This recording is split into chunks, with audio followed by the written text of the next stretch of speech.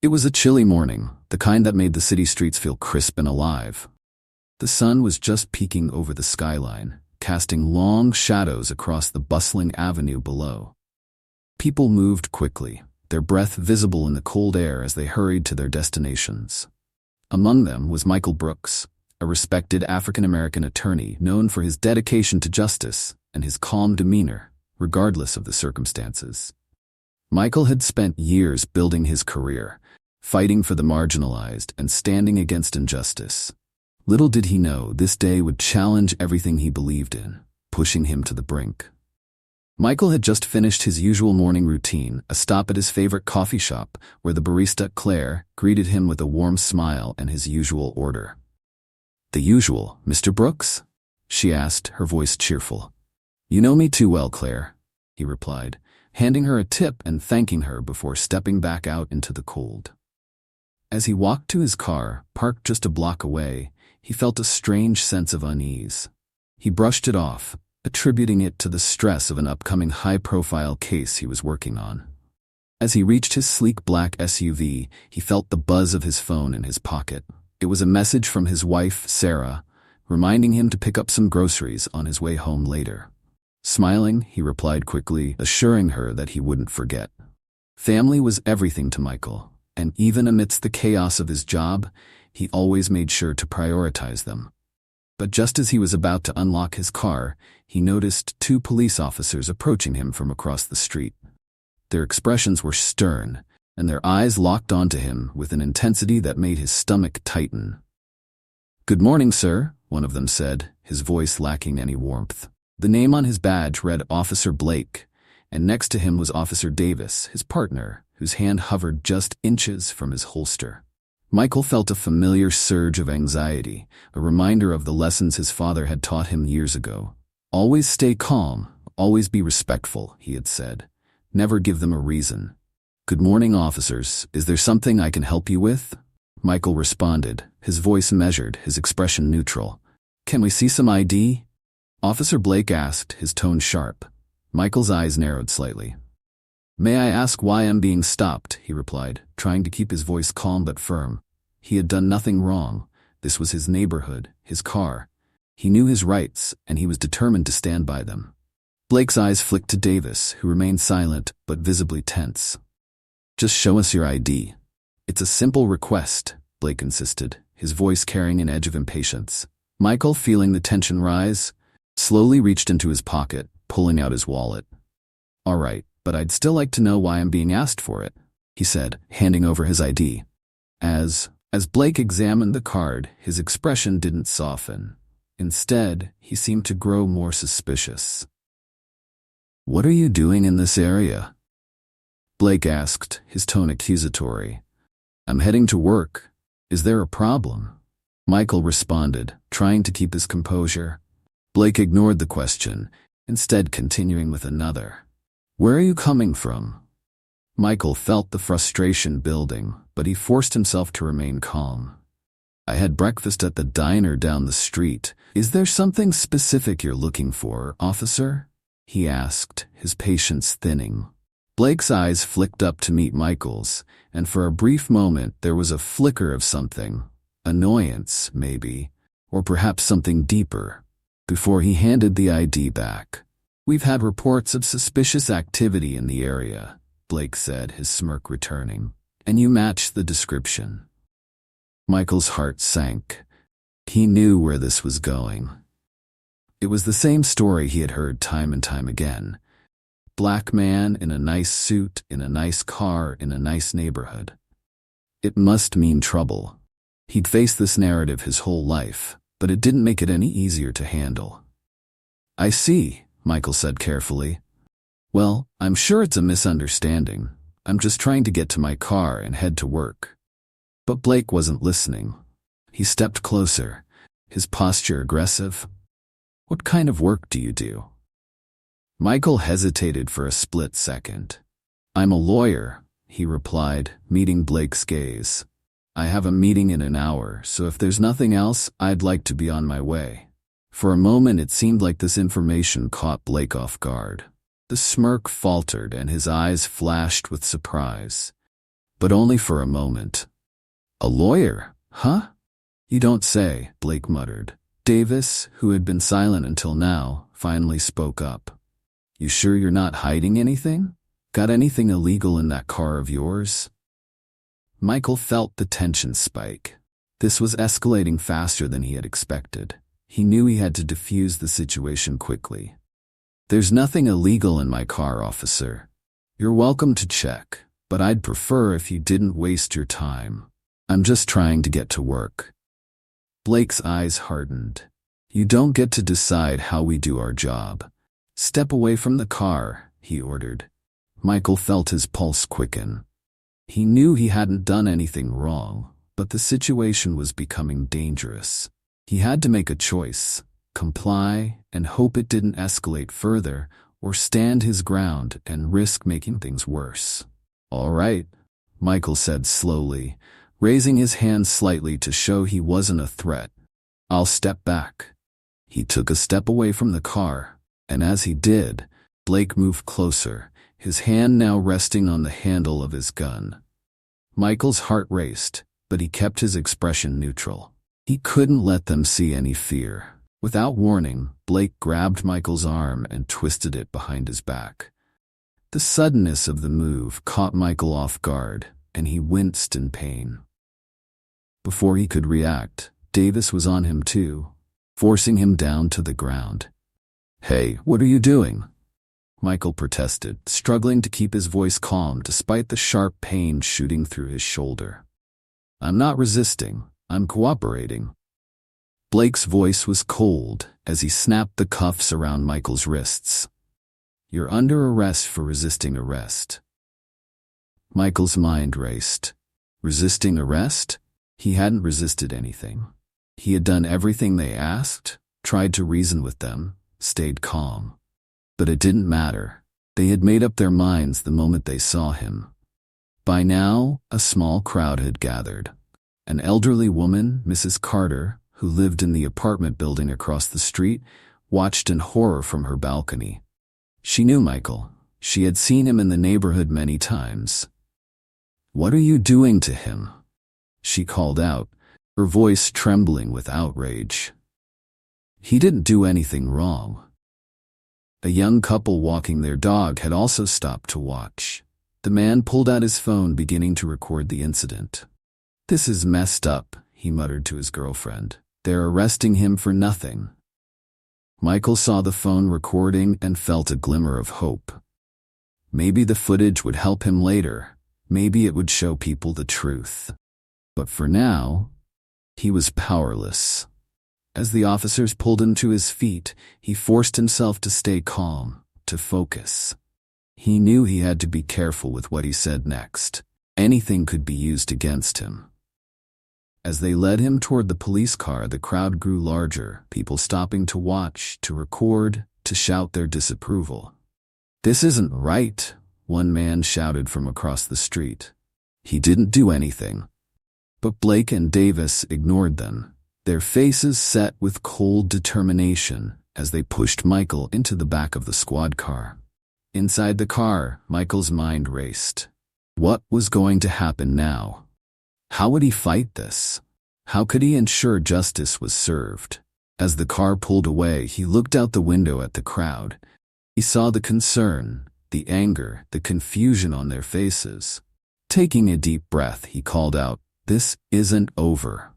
His voice echoed through the glass, lingering in the air as the car disappeared around the corner. The police station was a stark contrast to the lively streets outside. Cold, gray walls, harsh fluorescent lights, and the constant hum of activity. Officers moved briskly through the corridors, some chatting, others focused on their tasks. The station was busy, but there was an underlying tension in the air, the kind that made people speak in hushed tones and glance over their shoulders. Michael was led through the front doors, his hands still cuffed behind his back. Blake and Davis flanked him, their expressions unreadable. As they passed through the booking area, a few officers glanced up, their eyes narrowing as they took in Michael's appearance. He was clearly not the usual suspect they brought in.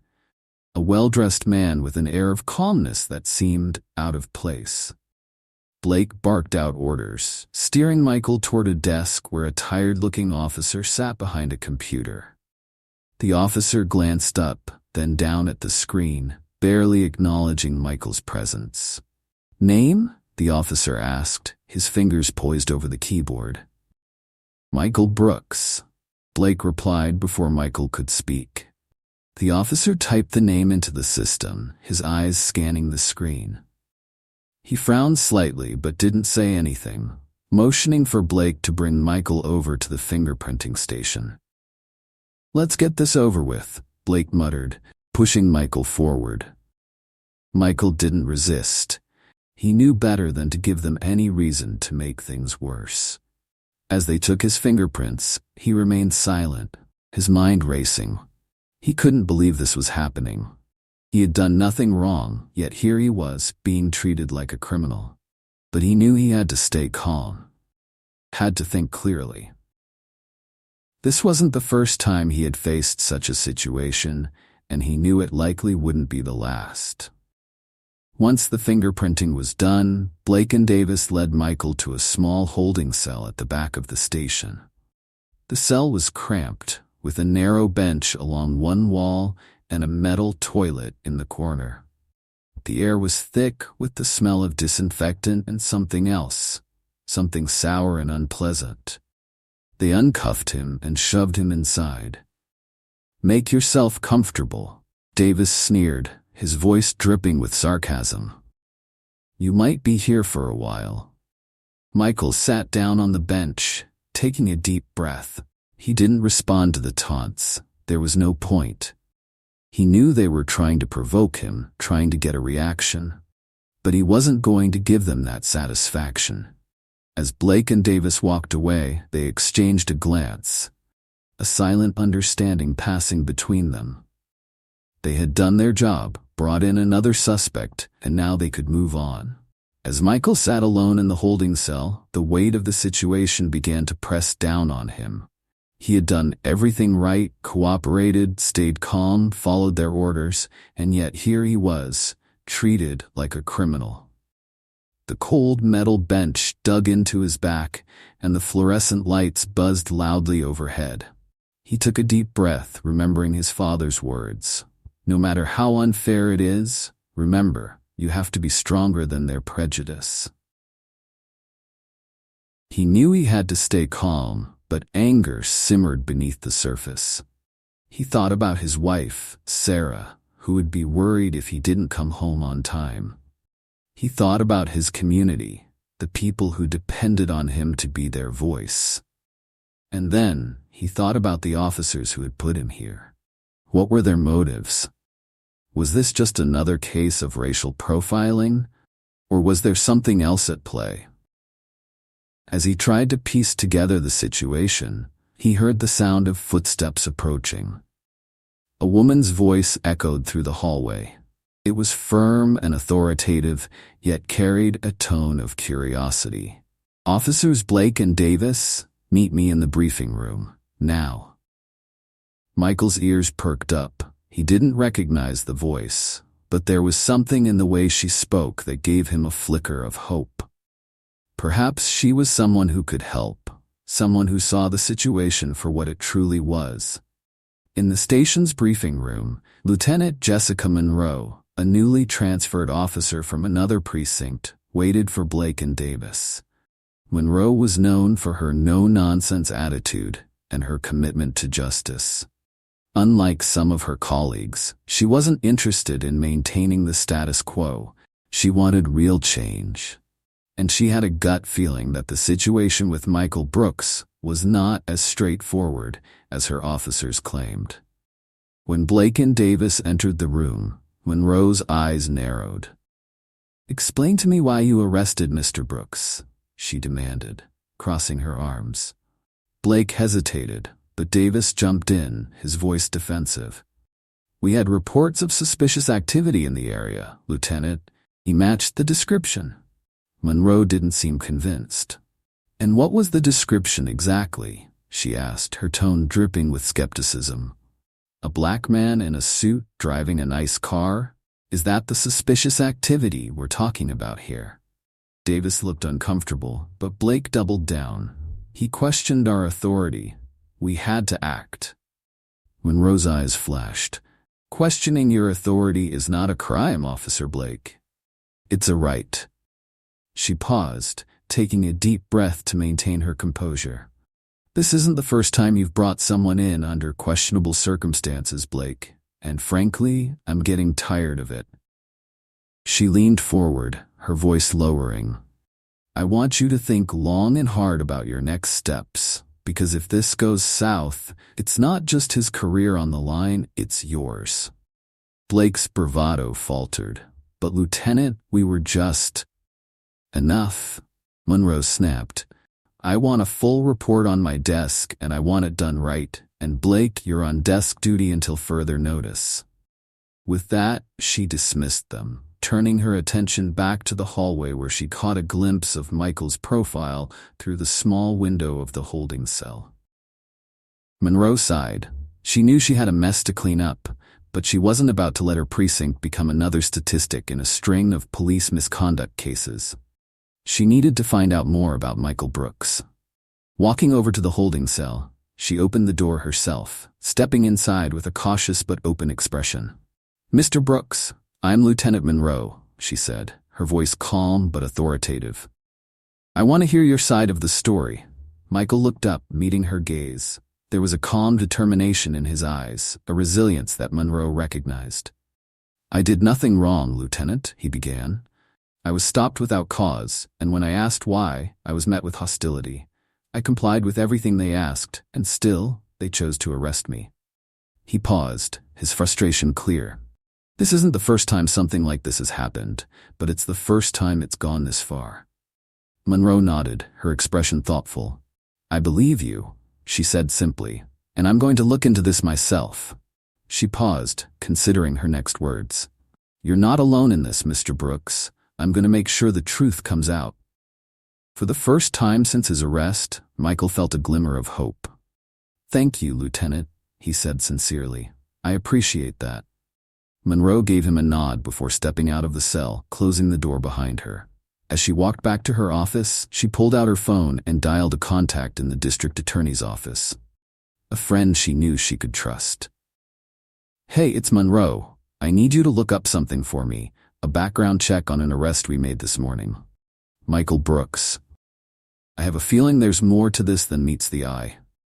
Meanwhile, outside the station, the crowd had grown. Word had spread quickly about Michael's arrest, and people from the neighborhood had gathered, holding signs and chanting for his release. Among them was Mrs. Carter, the elderly woman who had witnessed the arrest. She stood at the front of the crowd, her voice strong as she led the chants. Justice for Michael. Let him go. In the crowd's midst was also a man named Leo, one of Michael's close friends and a fellow attorney.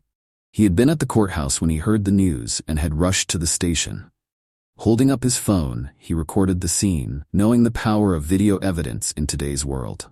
We're not leaving until they let him go, Leo said to the people around him. This isn't just about Michael. This is about all of us. Back inside, Monroe watched the footage her contact had sent her. What she saw on her screen made her blood run cold. Michael Brooks wasn't just any lawyer. He was one of the city's top civil rights attorneys. He had taken on high-profile cases, challenging corruption and systemic racism within the justice system. He had a track record of winning, and his work had led to major reforms. It was no wonder why his arrest had sparked such an outcry. But there was more.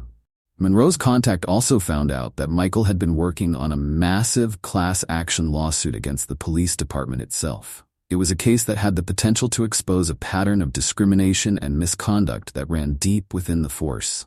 And now, here he was, sitting in a holding cell on charges that didn't add up. Monroe felt a chill run down her spine. Was this arrest a coincidence, or was it retaliation? As she pieced the situation together, she realized that if Michael's arrest was deliberate, it could mean trouble for everyone involved, including her. She knew she had to tread carefully. Taking a deep breath, she stood up, ready to confront her superiors. The stakes had just gotten much higher, and she wasn't about to back down.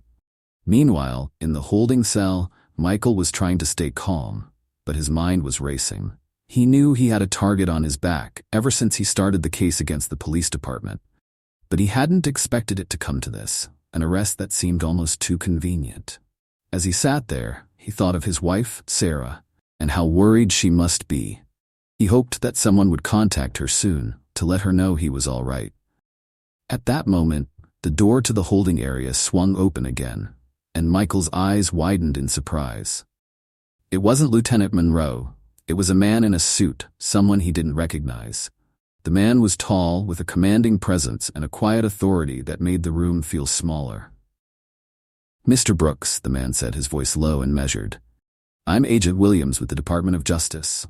We need to talk." Michael's heart raced as he stood up, his eyes meeting the agent's. "Department of Justice? What's going on?" Agent Williams' expression remained serious. "We've been following your case for some time, Mr. Brooks, and I'm afraid your arrest isn't a coincidence. We have reason to believe that certain members of this department may be working to undermine your investigation." Michael's jaw tightened. "You mean this was a setup?" Williams nodded. "That's exactly what it looks like, and if we're right, this is just the beginning." As Michael processed the information, Monroe entered the room, her expression tense. "Agent Williams, I didn't know you'd be here." She glanced at Michael, then back at the agent. "What's our next move?" Williams took a deep breath. "We need to get him out of here before things escalate. But we also need to figure out who in this station is involved. This isn't just about one arrest, it's about a network." Monroe's eyes widened. "A network? Are you saying this goes beyond just Blake and Davis?" Williams nodded. "Exactly. We've been investigating corruption within this precinct for months, and Michael's arrest has just confirmed our suspicions." Michael felt a mix of anger and determination. "What do we do now?" he asked, ready to fight back. Williams looked at him, his expression resolute. "We need to gather evidence, expose the people involved, and make sure justice is served. But first, we need to get you out of here safely.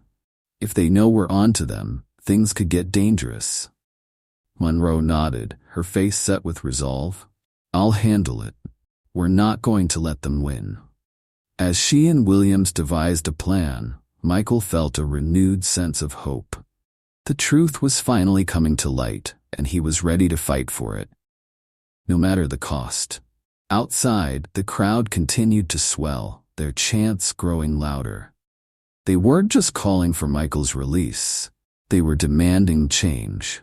And as Monroe and Williams prepared to expose the corruption within their own ranks, Michael knew one thing for sure. This fight was far from over. The energy in the air was electric, and for the first time in a long while, Michael felt a spark of optimism. This was a battle he had been preparing for his entire career. He had faced adversity before, but this time he had allies, people who believed in justice as much as he did. Together, they would take down the corruption that had plagued the city for too long. But the real question remained: who was pulling the strings behind the scenes, and how far would they go to protect their power? Monroe and Agent Williams moved quickly through the station. Monroe felt the eyes of her colleagues on her, some curious, others wary. She knew that if any of them were involved in the conspiracy, she and Williams had only a small window to act before the entire station turned against them. The atmosphere was tense, and she could feel the energy shift as rumors about Michael's arrest and the crowd outside spread through the precinct. In a secluded hallway, Williams pulled Monroe aside.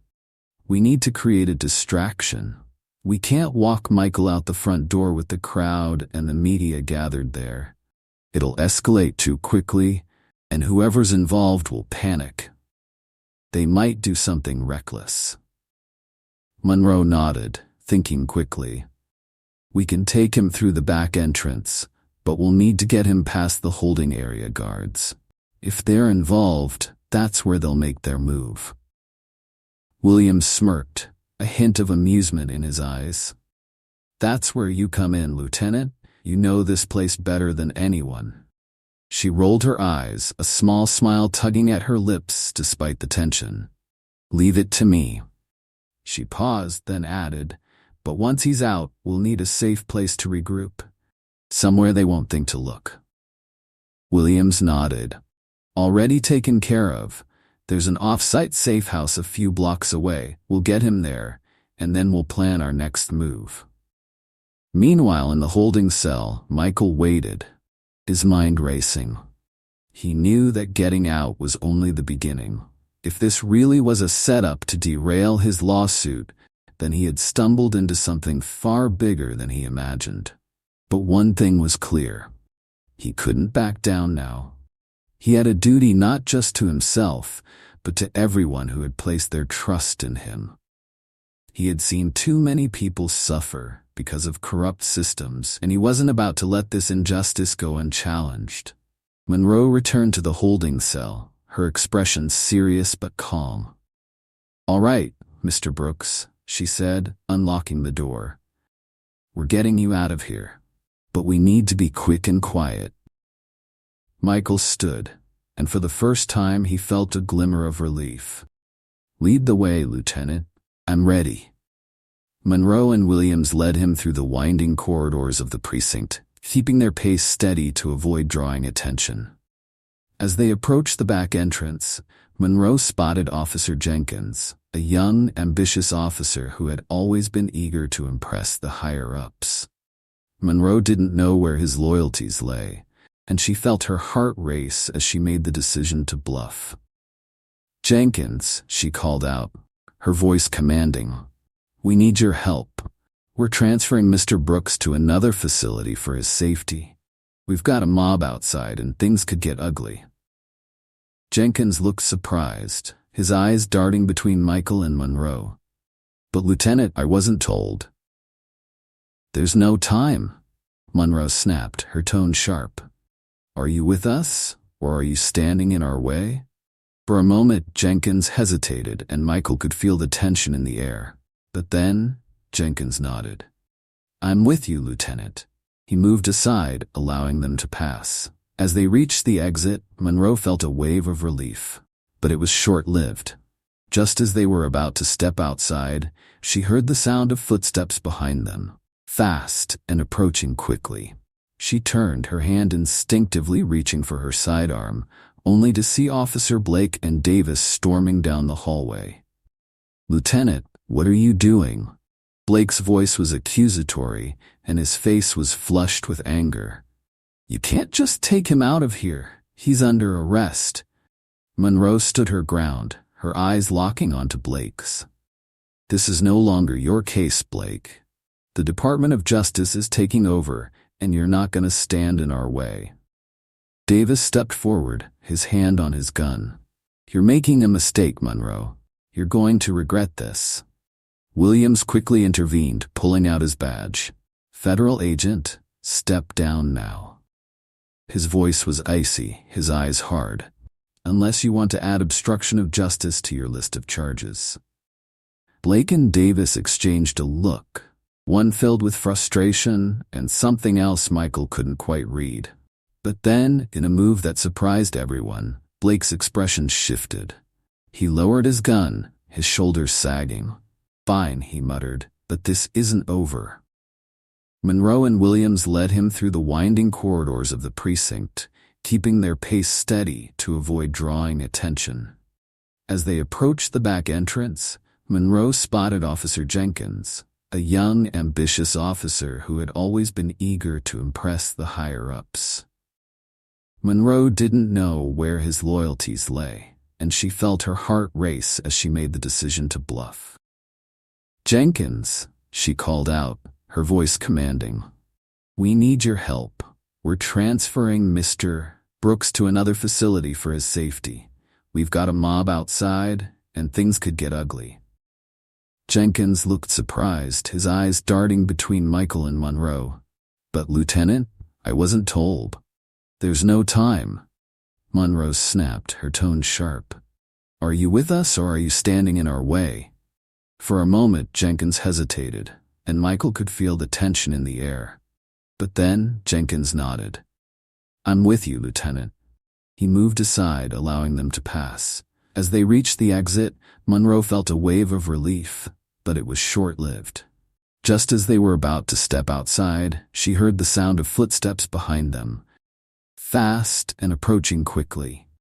She turned, her hand instinctively reaching for her sidearm, only to see Officer Blake and Davis storming down the hallway.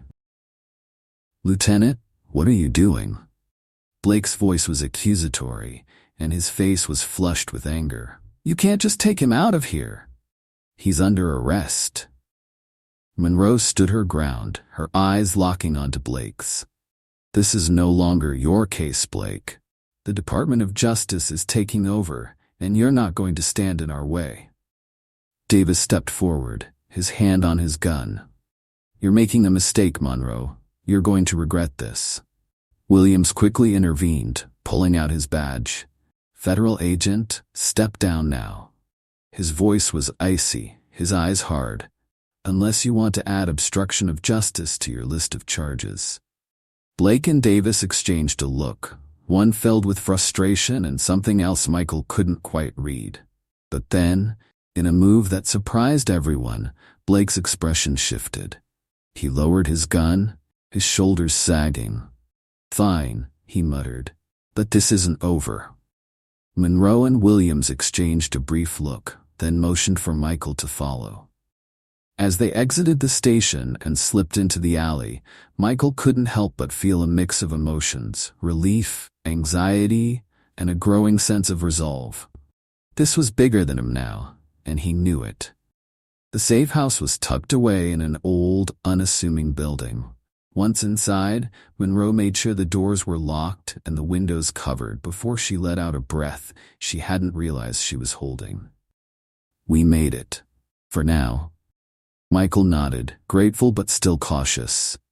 "Thank you, both of you. But what's our next move? They're not just going to let this go." Williams leaned against the wall, crossing his arms. "You're right. We have to go on the offensive. We need to gather evidence, and we need to do it fast. The people who set this up aren't going to sit back and wait for us to expose them." Michael's mind raced as he thought about the documents he had at his office, evidence he had been compiling for the lawsuit. "I have files," he said, his voice urgent. "Documents that could prove the pattern of misconduct, but they're at my office, and if the police are watching, they might have already raided it." Monroe's eyes lit up. "What about copies? Backup files?" Michael nodded. "I keep a backup at a trusted friend's place, but getting there won't be easy. If they know what we're after, they'll be watching every move I make." Williams smirked. "Good thing you're not alone then. We'll need to create a diversion. Monroe, any ideas?" Monroe thought for a moment. Then a mischievous glint appeared in her eyes. "I know just the thing, but it's risky." She paused, a hint of humor in her voice. "We might have to call in some old friends of mine, the kind who know how to make a lot of noise." Michael raised an eyebrow, a small smile breaking through his tense expression. "You sound like you've done this before." She shrugged. "Let's just say, you don't last long in this job without learning a few tricks." As Monroe made a few calls, Michael felt a mixture of anxiety and hope. He was putting his trust in people he barely knew, but he had no other choice. This was bigger than him, and he needed every ally he could find. While Monroe worked out the details of their plan, Michael and Williams went over the evidence he had so far. It was a mountain of files detailing years of misconduct, racial profiling, and corruption. If they could get it all into the right hands, it could be the breakthrough they needed. But just as they were making progress, the sound of shattering glass filled the room. Monroe sprang to her feet, her hand on her gun as she looked around. "They found us," she whispered, her eyes sharp. Williams moved quickly, pulling Michael down behind a couch for cover. "Get ready," he hissed. "This is going to get messy." Outside, the sound of sirens and shouting filled the air. Monroe cursed under her breath. "They must have tracked us. We need to move, now." Michael's heart pounded as he followed Monroe and Williams through a back exit, the adrenaline kicking in. They dashed through narrow alleyways, ducking into shadows as they heard the voices of officers calling out, their flashlights sweeping the dark streets. Michael could hardly believe the turn of events. It felt like he was in the middle of a movie, and the stakes couldn't be higher. They reached a nearby underground parking lot, where Monroe's contact had stashed a car for their escape. As they slid into the vehicle, Williams started the engine, his face a mask of concentration. "Hold on, everyone," he muttered. "This is going to be tight." The car roared to life, and as they sped out of the lot, Michael glanced back to see police cars converging on the area they had just escaped from. His heart raced, but there was also a thrill, a sense that they were one step ahead, if only by a second. Monroe laughed as they tore down the road. "That's what I call a close call. But we're not out of the woods yet." Michael, feeling a strange mix of fear and exhilaration, shook his head. "I hope you have a plan for what comes next." She grinned, a hint of mischief in her eyes. "Oh, I've got more than a plan, Mr. Brooks. I've got a whole playbook." As they sped through the city streets, Michael couldn't help but feel the stakes rising. This was no longer just about clearing his name. It was about bringing down the corruption that had nearly cost him everything. And with Monroe and Williams by his side, he knew they had a fighting chance. But deep down, he also knew that the people who had set him up wouldn't go down without a fight. The real battle was just beginning, and every move they made from here on out had to be precise. One wrong step could bring everything crashing down. As the car raced through the dimly lit streets, Michael watched the city blur past, his thoughts swirling as fast as the world outside. They were on the run, hunted by the very system he had spent years defending. And yet, deep inside, a fire burned, determination that this was not the end, but just the beginning of a much bigger fight. Monroe and Williams remained focused. Williams navigated the twists and turns with precision, while Monroe kept her eyes on the side mirrors, scanning for any signs of pursuit. "We're clear for now," she said, though her tone was tense. "But they'll have patrol cars looking for us soon." Michael took a deep breath, trying to process everything. "How long before they find out where we're heading?" he asked, his voice steady but filled with urgency. Williams shook his head. "We bought some time, but not much. We need to move quickly once we reach the safe house." Monroe glanced back at Michael, her eyes determined, but with a hint of empathy. "I know this must feel overwhelming, Michael, but remember, we're on your side. You're not alone in this." Michael nodded, grateful but also aware of the gravity of the situation. "I appreciate that, Monroe, but I can't shake the feeling that we're playing right into their hands.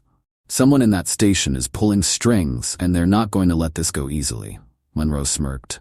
"Let them try. They've underestimated us before. They won't make that mistake again." As they pulled up to the safe house, an inconspicuous brick building tucked away behind a row of abandoned shops, Williams parked the car in an alley. The three of them moved swiftly, making their way through a side entrance. Inside, the place was sparsely furnished. A table, a few chairs, and a makeshift office setup with computers and surveillance equipment. It was clear that this wasn't their first rodeo. "Welcome to our little war room," Williams said with a smirk. "It's not much, but it gets the job done." Monroe immediately got to work, booting up one of the computers and accessing the secure network. "All right, let's get those files pulled in. We need every piece of evidence we can get to prove what they've done." Michael handed over the USB drive he'd retrieved from his contact, feeling a surge of hope. These documents cover years of reports, complaints, and evidence of racial profiling. If we can tie it all together, we'll have a solid case. As Monroe and Williams analyzed the files, Michael couldn't help but feel a sense of anticipation. It was like watching a chess game unfold, each move bringing them closer to exposing the truth. But just as they were making progress, the power flickered, and the room went dark. The sudden silence was deafening. "Damn it," Monroe muttered, reaching for her flashlight. "They must have found us. They've cut the power." Williams grabbed his gun, moving towards the door. "We need to secure the exits. If they're coming, we can't let them corner us." Michael's pulse quickened as he grabbed a flashlight, scanning the room for anything they could use. "What now?" he asked, his voice steady but tense. Monroe's eyes narrowed. "We fight smart. We don't let them trap us." She reached into a drawer, pulling out a small case. She opened it to reveal several walkie-talkies, handing one to Michael. These work off-grid. Stay in touch, and if we get separated, head for the tunnel exit at the back. It leads to the subway. Michael took the walkie-talkie, appreciating Monroe's preparedness. Got it. Let's do this. Just as they moved towards the exit, the door to the safe house burst open and 3 armed figures stormed in. It wasn't the police. It was a group of masked men, dressed in tactical gear.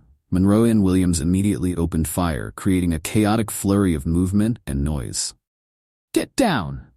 Monroe shouted, pushing Michael behind a desk as bullets ricocheted off the walls. Michael felt the adrenaline surge through his veins, but he knew he had to keep his focus. If they lost control now, everything they'd fought for would be gone. Williams returned fire, managing to hit one of the attackers. We need to move, now, he shouted, gesturing towards the tunnel entrance. Monroe grabbed Michael's arm, pulling him along as they made a break for it. The masked men continued to fire, but Monroe and Williams managed to create enough cover to make their escape. They dashed through the narrow tunnel, the sounds of gunfire echoing behind them. Michael's heart pounded as he tried to keep up. Who are these guys? He asked, his voice strained. Not cops, that's for sure, Williams replied, his tone grim. Whoever sent them knows we're getting close. They're trying to eliminate us before we can expose them. Monroe led the way, her eyes focused and determined. They won't get that chance. We just need to get out of here alive. As they emerged from the tunnel into an abandoned subway station, the air was cool and stale. The dim light flickered overhead, casting eerie shadows on the tiled walls. The trio paused, catching their breath as they assessed their next move. Okay, we need to split up, Monroe said. They'll be searching for 3 of us. If we separate, we have a better chance of getting out unnoticed. Michael nodded, knowing she was right. Where do we meet? Williams pointed to a map of the city posted on the wall. There's an old warehouse near the docks. It's a safe location, and we can regroup there. Stay off the main roads and use the side streets. Monroe added, and if you run into trouble, don't engage. Just keep moving. We need to stay one step ahead. With that, they split up, each taking a different exit out of the station. Michael's heart pounded as he navigated the dark tunnels, feeling the weight of the situation pressing down on him. Every shadow felt like a threat, and every sound made his pulse quicken. But he knew he had to stay focused. This wasn't just about him anymore. It was about the truth, about justice, and about taking down the corruption that had brought them here. As he emerged onto the street, he moved quickly, ducking into alleys and sticking to the shadows. He could hear sirens in the distance, but the streets around him were eerily quiet. For a moment, he thought he was in the clear. But then, he spotted a car parked a few blocks away, its headlights off, but the engine running. Someone was watching. Michael's instincts kicked in. He turned, slipping into a side street, but he could hear the car's engine rev as it began to follow. He sprinted, weaving between parked cars and dodging through alleys, his breath coming in short, sharp gasps. The car's headlights flashed on, illuminating the alley ahead. He had to think fast. Spotting a fire escape ladder on the side of an old building, Michael leapt, grabbing onto the cold metal and pulling himself up. He climbed as fast as he could, reaching the rooftop just as the car screeched to a halt below. He flattened himself against the roof, peering over the edge.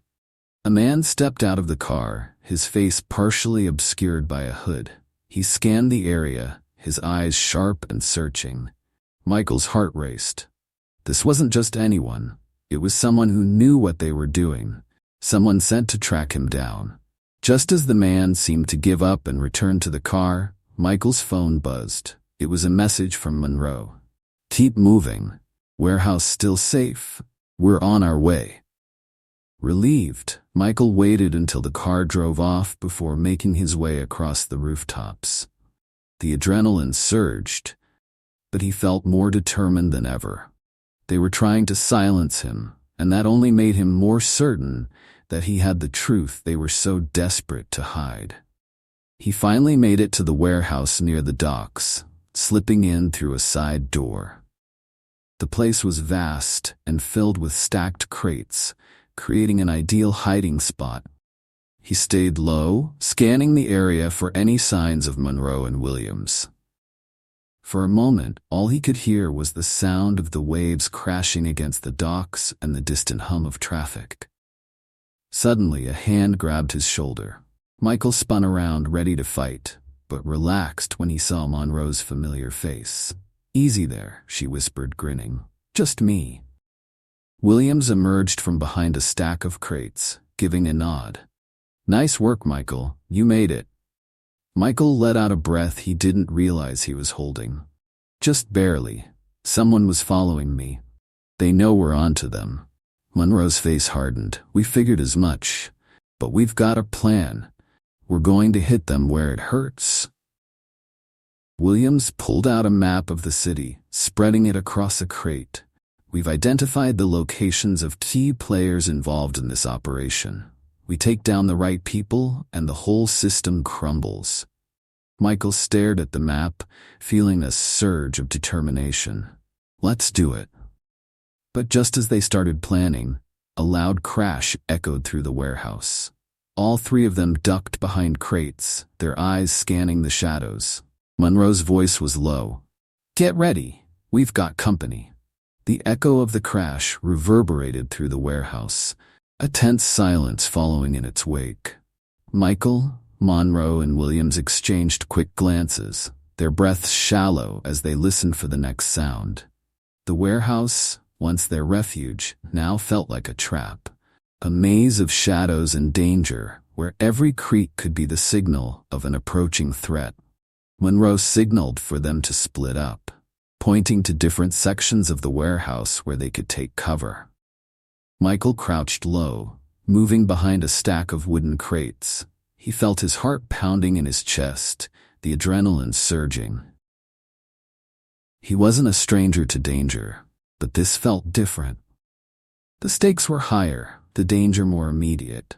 For a moment he thought about Sarah and his family. The thought of not making it out crossed his mind, but he pushed it aside. "Not today," he told himself. "I've come too far to back down now." Williams took position near the entrance, his gun drawn, eyes sharp as a hawk's. Monroe crept along the perimeter, her hand resting on her weapon, her expression focused. "Stay alert," she whispered into her walkie-talkie. "We don't know how many there are." Suddenly, a voice echoed through the warehouse, its tone mocking and taunting. "Mr. Brooks, you've made things very complicated for us, but there's nowhere left to run." The voice was calm, confident, like someone who was used to being in control. "Come out now, and maybe we can make a deal." Michael's blood ran cold. Whoever it was, they knew his name. They knew he was here, and they had the upper hand. He stayed hidden, his hand gripping the edge of the crate, his mind racing. What kind of deal could they possibly offer? He had learned long ago that when people like this offered deals, it was usually a trap. Monroe's voice crackled softly in his ear. "Don't engage. Stay hidden." Michael nodded to himself, trying to steady his breathing. He peeked around the crate, catching a glimpse of a tall figure moving through the shadows, flanked by two others. They were dressed in dark tactical gear, each holding an automatic weapon. This wasn't some random street thug, these were professionals.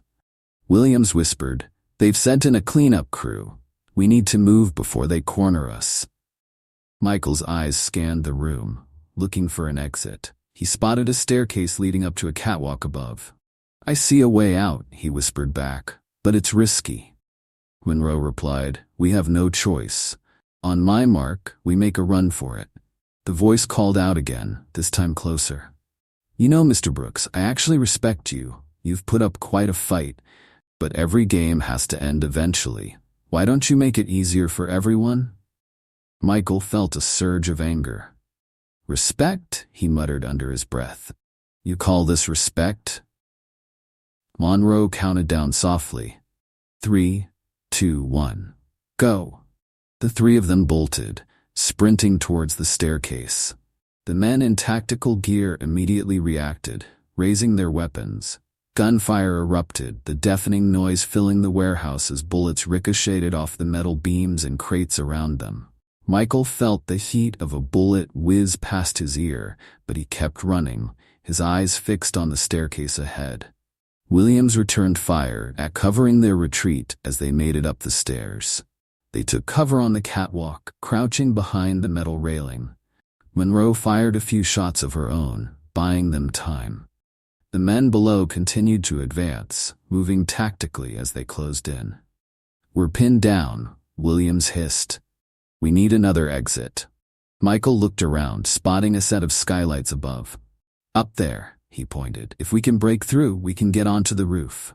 Monroe nodded. "Good eye. Let's move." They climbed a ladder, reaching the roof as gunfire continued below. Monroe kicked open the skylight and they pulled themselves up, emerging into the cold night air. The rooftop was wide, offering them some cover, but they could still hear their pursuers below. As they moved across the roof, Michael saw Monroe's face lit by the moonlight. She was calm, focused, but there was something else in her eyes, a determination that seemed to go beyond duty. He realized then that this fight meant as much to her as it did to him. This wasn't just about his case. It was about taking down a system that had gone unchecked for too long. Suddenly, a voice crackled over their walkie-talkies, a voice that wasn't Monroe's or Williams. "You think you can escape? We know every move you're going to make." It was the same voice as before, but this time it was filled with a chilling certainty. Monroe glanced at Michael, her jaw clenched. "They've hacked into our comms," Williams cursed under his breath. "These guys are more than just hired guns. They have resources. This is bigger than we thought." As they reached the edge of the roof, Monroe peered over, spotting a fire escape ladder. "We'll climb down here, head through the alley." But before they could move, the voice came again, more confident. "We've got the whole building surrounded. You've made this interesting, but it's over." Michael felt his heart sink. Whoever these people were, they were always one step ahead. It felt like they were playing a game of chess, and their opponent knew all the moves before they even made them. He was about to speak when the distant sound of helicopters cut through the air. Michael's eyes widened as two helicopters appeared, their searchlights sweeping across the rooftops. Monroe's face hardened. "They brought helicopters? Who are these people?" Williams pulled out his phone, typing furiously.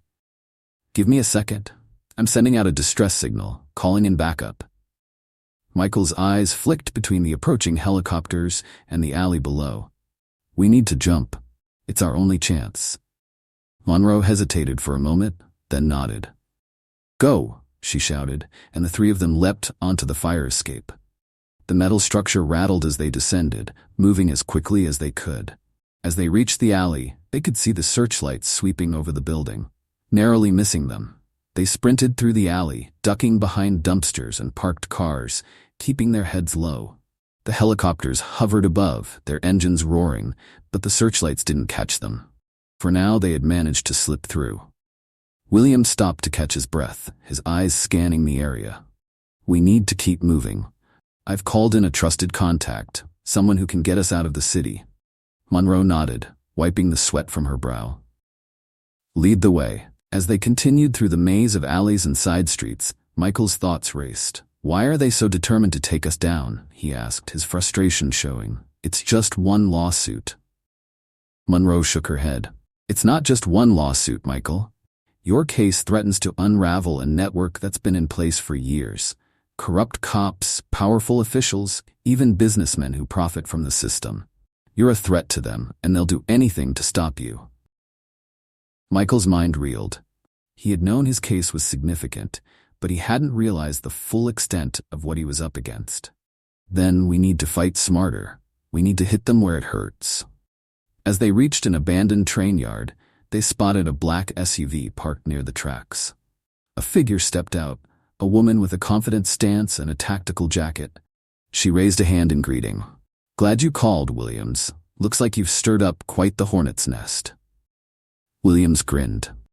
Always a pleasure, Sierra. Think you can get us out of here? Sierra smirked. Piece of cake. Hop in.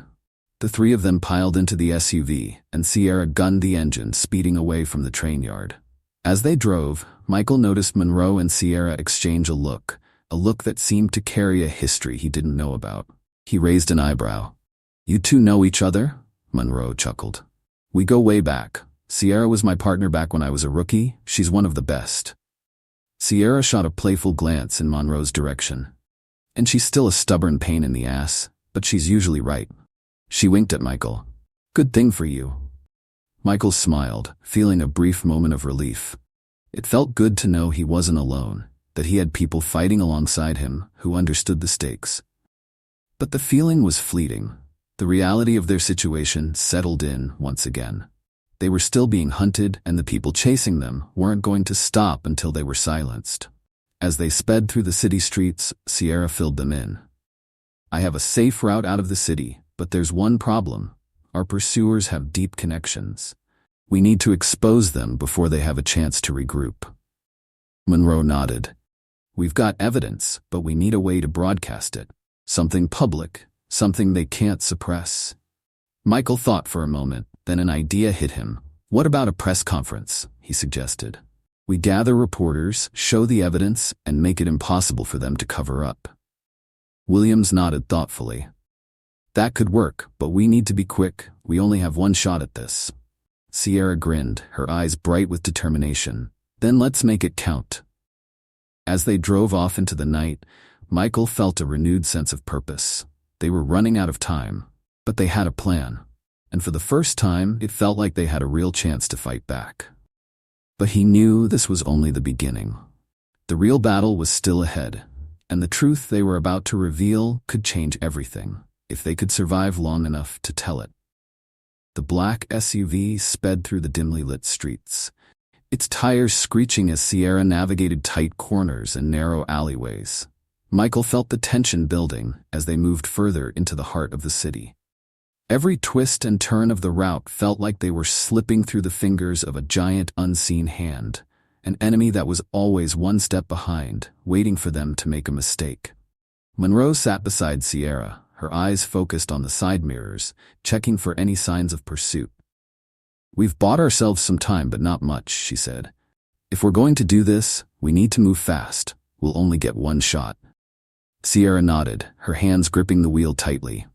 I've got a contact downtown who can set up a secure press conference. They owe me a favor, and they've got the connections to pull this off without tipping off the wrong people. Michael felt a mix of anxiety and hope.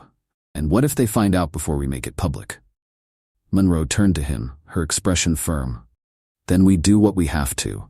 This is our moment, Michael. We need to stay focused.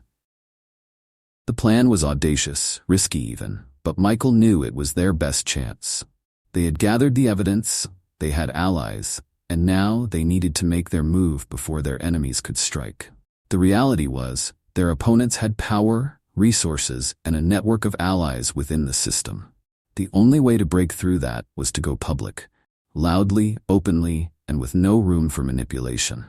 As they drove deeper into the city, Michael's phone buzzed. It was a message from Leo, his close friend and fellow attorney who had been outside the police station earlier. Heard what's going down. They're planning to discredit you on every media channel. You need to get ahead of this. Michael felt a knot form in his stomach. They're already trying to smear me. They know we're close. Williams, sitting in the back, leaned forward. All the more reason to get our story out there first. If we can control the narrative, we can expose them before they have a chance to bury us. Sierra pulled the SUV into a dimly lit garage beneath a tall office building. She turned off the engine, and the group sat in silence for a moment, the hum of the city above them muffled by the walls. We're here, she said. This is where it gets tricky. Monroe checked her watch. We've got an hour until the press conference. We need to set up the broadcast and get the evidence ready. If we can present everything in one clear, undeniable package, we'll force the authorities to take action. They stepped out of the SUV, and Sierra led them through a maze of underground hallways, finally emerging into a makeshift studio filled with monitors, cameras, and broadcasting equipment. Sierra's contact, a tech-savvy journalist named Mia, greeted them with a nod. "You must be Michael Brooks. Sierra's told me a lot about you. We're going to make sure your story gets out and they won't be able to silence it." Michael extended his hand. "Thank you. I don't know how much time we have, but I appreciate your help." Mia smiled, a determined glint in her eyes. "Don't worry. This isn't my first rodeo. I've dealt with powerful people trying to bury stories before. We're going to make sure the truth comes out." As they prepared, Michael, Monroe, and Williams went over the evidence one last time, ensuring every document and video was accounted for. Monroe's face was tense as she glanced at the screens showing live feeds from outside the building. "The press is already gathering. We're getting attention." Sierra adjusted her headset, communicating with Mia and the rest of the crew. "Good. The more people watching, the harder it will be for them to suppress this." She turned to Michael. "When you go up there, speak from the heart. Make them feel the injustice you've faced. Make them believe." Michael nodded, feeling the weight of the moment. "I will. We've come too far to back down now." As he stepped onto the small platform set up for the press conference, the cameras zoomed in and the lights brightened. Reporters filled the space, their eyes trained on him, microphones poised to capture his every word. Michael took a deep breath, feeling a rush of adrenaline mixed with fear. "This is it," he thought. No turning back. "Good evening," he began, his voice echoing through the room. "My name is Michael Brooks, and tonight I'm here to tell you a story. My story. But it's not just mine. It's the story of many who have faced injustice and corruption within a system that's supposed to protect us." He paused, scanning the crowd, seeing the intensity in their eyes. "Over the past few years, I have fought against discrimination, corruption, and the misuse of power by those sworn to uphold the law. And now, as I stand before you, I am the target of that very system. But I am not afraid. I am here because the truth must be known." Just as he was about to continue, a commotion erupted at the back of the room. Several police officers pushed their way in, and Monroe's hand instinctively moved to her sidearm. "Stay calm," she whispered into the mic hidden in her sleeve. "This could get ugly." Michael maintained his composure, locking eyes with the officers who approached. "Ladies and gentlemen, this is exactly what I'm talking about. The tactics used to intimidate and silence those who stand against corruption." He turned back to the cameras, his voice strong. "But we will not be silenced." One of the officers, a tall, burly man with a stern expression, raised his hand. "Mr. Brooks, you need to come with us. You are under arrest." The crowd gasped, reporters whispered furiously, and camera flashes exploded in rapid succession. Michael didn't move. Instead, he looked directly at the officer. For what crime? Exposing the truth? Standing up for justice? Mia, who was controlling the broadcast, switched the feed to display the evidence they had gathered. Footage of police brutality, documents of unlawful arrests, and emails proving the coordination of smear campaigns against him and other activists. The images and videos filled the screens, and the room erupted in chaos as reporters began shouting questions. The officer hesitated, his eyes darting to the screens. He hadn't expected the evidence to go public so quickly. Monroe seized the moment, stepping forward. "I'm Lieutenant Jessica Monroe, and I stand with Mr. Brooks. This arrest is a tactic to suppress the truth. We will not comply." Williams stepped up as well, his badge in full view. "Federal agent, gentlemen. Any attempt to arrest Mr. Brooks will be seen as obstruction of justice." The officers paused, clearly uncertain. Michael saw the conflict in their eyes. They had orders, but now, with the public and media watching, they were in a precarious position. And then, Something surprising happened. From the back of the room, Leo, Michael's friend, stepped forward, holding a megaphone. "This man is innocent. The evidence is clear," he shouted. "We're not going to let them cover this up." The crowd erupted into cheers of support, and more people from the community began to gather, shouting for justice. The officers, overwhelmed and outnumbered, exchanged looks and slowly backed away. Michael felt a surge of hope and pride. People were rallying behind him. But just as the tension seemed to ease, Michael's phone buzzed with a text from an unknown number. He glanced at it, and his heart sank. "Nice move, Brooks. But this isn't over. We know where your family is." His hands clenched around the phone. They were trying to intimidate him, threatening his loved ones. He felt the rage build, but he knew he had to stay calm. If he let them see his fear, they would win. Monroe noticed the shift in his expression. "Michael, what's wrong?" He showed her the message. Monroe's face darkened. "They're trying to play dirty. We need to get your family to safety. Now." Sierra, overhearing, immediately sprang into action. "I've got contacts. We'll get them out of harm's way." Michael looked at the crowd, then back at his allies. "We can't let them scare us. We keep going. We keep fighting."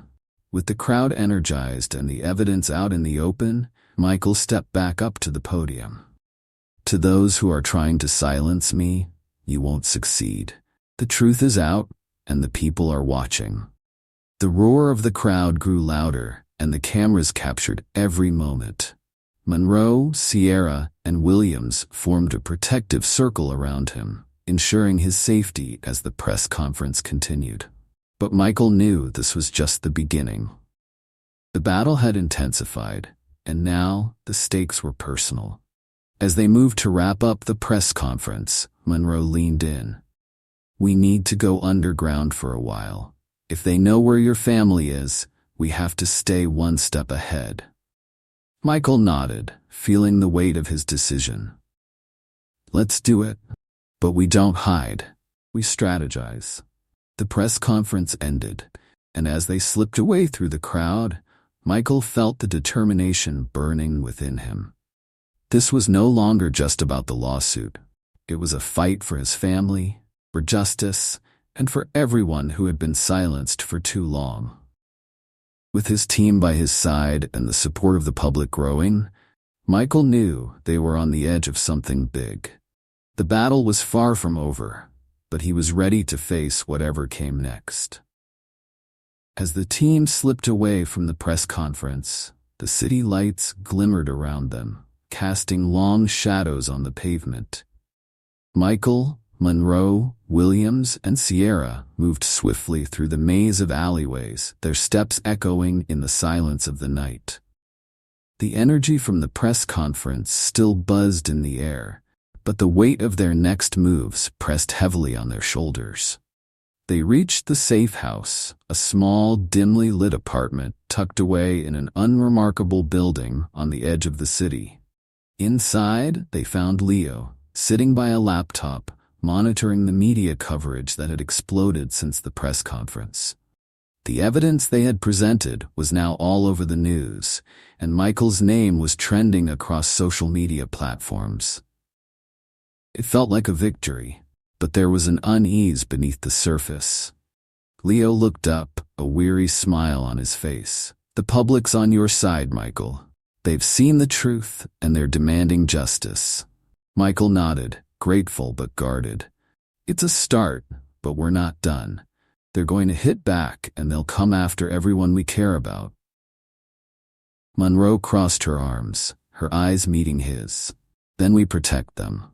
We keep fighting, and we don't let up until every last one of them is exposed." Sierra, leaning against the wall, added, "We've got momentum now. We just need to make sure they don't outplay us."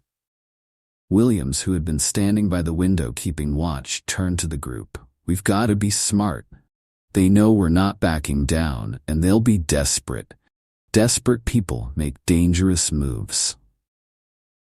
Michael felt the familiar pang of worry for his family. He pulled out his phone, checking for messages from Sarah, who had been safely moved to a secure location with their children. A text popped up from her. "We're safe. Whatever happens, we believe in you." His heart swelled, and a lump formed in his throat. He looked up at his friends, his voice soft but firm. "I'm not just fighting for myself anymore. I'm fighting for my family, for all the people who believe in what we're doing. I can't let them down." Monroe put a hand on his shoulder, her eyes filled with a fierce determination. "And you won't. We're in this together." For a moment, silence filled the room, and the gravity of their situation settled like a blanket. The city outside felt distant, the hum of traffic and the faint glow of streetlights, a reminder of the life Michael once knew. A life that now felt so far away. He walked to the window, staring out at the skyline. The buildings loomed like giants, their lights twinkling in the darkness. In that moment, he felt the weight of everything. The lives depending on him, the people who had put their faith in his fight, and the enemies who lurked in the shadows, waiting for the right moment to strike. But he also felt something else: hope. It was small, like a flicker of light against the vast darkness, but it was there. He knew they had ignited something bigger than themselves, something that could no longer be silenced or contained. He took a deep breath, the cool air filling his lungs, and turned back to his team. "Whatever happens next, we stick together. We fight, and we don't stop until we bring them down." Monroe, Sierra, Williams, and Leo all nodded, their expressions resolute. They had become more than just allies. They were a family bound by a common cause. Outside, the city moved on, unaware of the battle that continued to unfold in its shadows. But somewhere in the distance, the first rays of dawn began to break through, casting a soft glow over the skyline. Michael knew the road ahead would be long, and the darkness might grow before the light. But as he stood with the people he trusted most, he realized that sometimes the fight itself was worth it, no matter how uncertain the outcome. For now, they had each other. And in a world filled with shadows, that was more than enough. The sun inched higher, and with it a new day began, a day full of unknowns, but also full of hope. Michael looked to the horizon, ready to face whatever came next. The battle was far from over, but their story was just beginning. And with that, the city, vast and alive, waited for the next move.